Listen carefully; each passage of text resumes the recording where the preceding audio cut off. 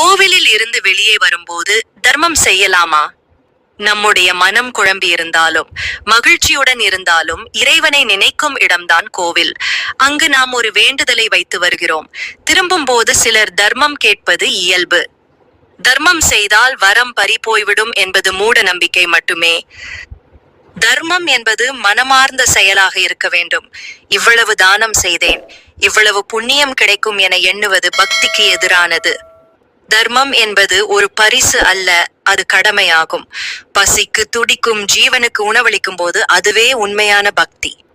ஒரு முதியவர் உணவுக்காக நிற்கிறார் என்றால் நாம் கோவில் வந்துவிட்டோம் என்பதற்காக அவரை உதாசீனப்படுத்தலாமா?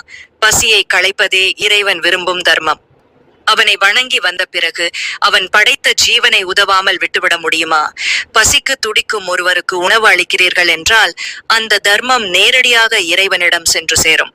தர்மம் செய்வதற்கு இடமும் நேரமும் இல்லை, அவசியம் மட்டும் போதும்.